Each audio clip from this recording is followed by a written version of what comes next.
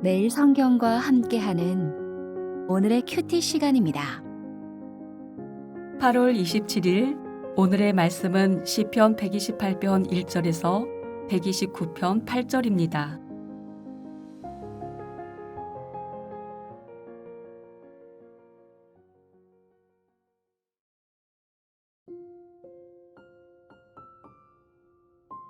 여호와를 경외하며 그의 길을 걷는 자마다 복이 있도다. 내가 내 손이 수고한 대로 먹을 것이라. 내가 복되고 형통하리로다. 내 집 안방에 있는 내 아내는 결실한 포도나무 같으며 내 식탁에 둘러앉은 자식들은 어린 감람나무 같으리로다. 여호와를 경외하는 자는 이같이 복을 얻으리로다. 여호와께서 시온에서 내게 복을 주실지어다. 너는 평생에 예루살렘의 번영을 보며 내 자식의 자식을 볼지어다. 이스라엘에게 평강이 있을지로다. 이스라엘은 이제 말하기를 그들이 내가 어릴 때부터 여러 번 나를 괴롭혔도다. 그들이 내가 어릴 때부터 여러 번 나를 괴롭혔으나 나를 이기지 못하였도다. 밭가는 자들이 내 등을 갈아 그 고랑을 길게 지었도다. 여호와께서는 의로우사 악인들의 줄을 끊으셨도다. 무릇 시온을 미워하는 자들은 수치를 당하여 물러갈지어다. 그들은 지붕의 풀과 같을지어다. 그것은 자라기 전에 마르는 것이라. 이런 것은 베는 자의 손과 묶는 자의 품에 차지 아니하나니 지나가는 자들도 여호와의 복이 너희에게 있을지어다 하거나 우리가 여호와의 이름으로 너희에게 축복한다 하지 아니하느니라.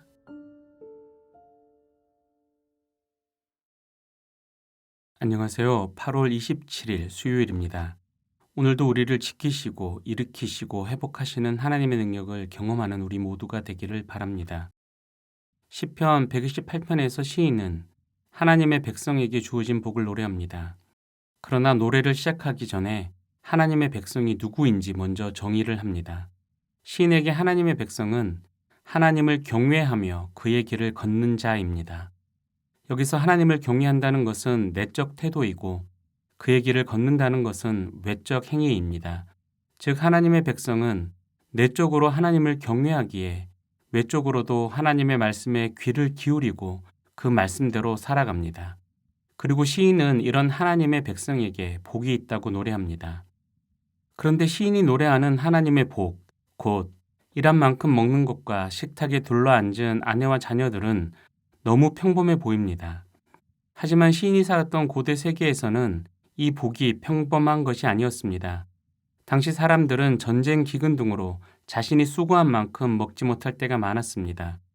그러니 온 가족이 식탁에 둘러앉아 단란히 식사를 하는 것도 어쩌면 대단한 사치였습니다. 하지만 하나님은 자신을 경외하고 말씀을 쫓아 사는 자기 백성에게 이런 복을 주신다고 약속하십니다. 그리고 시인은 이 약속을 붙들고 이러한 복이 현실이 되기를 바라며 기도합니다. 오늘날 하나님을 경외하고 하나님의 말씀대로 살기 위해서 말씀을 묵상하는 여러분은 어떤 복을 기대하십니까? 시인이 말하는 복이 오늘날에는 당연하고 평범한 것으로 여겨지는 만큼 이보다 큰 복을 기대하지는 않습니까? 그러나 시대가 바뀌었어도 일한 만큼 먹는 복과 가족, 친구, 이웃과 함께 식탁의 교제를 나누는 복보다 큰 복은 없습니다. 왜냐하면 일한 만큼 먹고 사랑하는 사람들과 식탁을 나누는 복은 공평과 정의, 사랑과 평화라는 하나님 나라 가치를 모두 담고 있는 복이기 때문입니다. 이 사실을 기억하고 이 복을 위해 기도하는 저와 여러분이 되기를 바랍니다. 그리고 이 복을 누림으로 하나님 나라 가치를 삶 속에서 열매 맺는 저와 여러분이 되기를 기도합니다. 이어지는 시편 129편에서 시인은 대적들의 괴롭힘 속에서도 무너지지 않았던 이스라엘의 경험을 노래합니다. 1절부터 4절을 보십시오. 이스라엘을 향한 대적들의 괴롭힘은 이스라엘이 어린 시절부터 겪어온 현실이었습니다.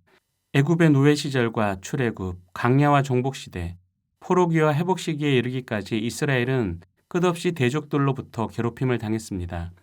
그러나 이스라엘은 무너지지 않았고 끊임없이 회복되었습니다. 왜냐하면 의로우신 하나님께서 악인들의 줄을 끊으셔서 이스라엘이 완전히 넘어지지 않도록 지켜주셨기 때문입니다. 이 사실을 명확히 인지하고 있던 시인은 대적들을 향해 선언합니다. 5절부터 8절을 보십시오. 이스라엘의 대적들은 수치를 당하여 물러날 것이며 지붕에 얹은 풀같이 자라기 전에 마를 것입니다. 그들은 하나님의 복으로부터 소외될 것이며 그 누구의 축복도 받지 못할 것입니다. 이처럼 시편 129편은 믿음의 공동체이기에 고난이 없을 거라는 순진한 생각에 도전합니다. 동시에 믿음의 공동체가 경험하는 고난이 하나님의 부재를 의미하지 않는다는 사실도 밝힙니다.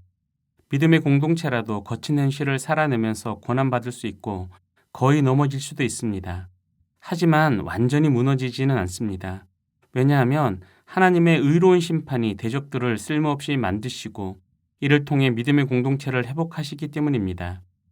여러분 가운데 혹시 개인, 가정, 공동체를 향한 악한 무리의 공격과 정죄로 어려움을 겪는 분이 계십니까? 움츠러들지 마십시오. 그리고 악한 무리를 끊어내시는 하나님을 신뢰하십시오. 그럴 때 하나님이 베푸시는 풍성한 회복력을 경험하게 될 것입니다. 기도하겠습니다. 하나님, 오늘 말씀을 통해서 우리 삶의 참된 복이 무엇이고 그 복이 어디에서 오는지 알게 하시니 감사합니다. 하나님을 경외하며 주님의 길을 걷는 자에게 주시는 평범하지만 가장 귀한 복을 소중히 여기는 우리가 되게 하옵소서. 또한 우리의 가정과 공동체가 악한 세력에 눌리지 않고 주님의 은혜로 회복과 평화를 누리게 하옵소서. 예수님의 이름으로 기도합니다. 아멘.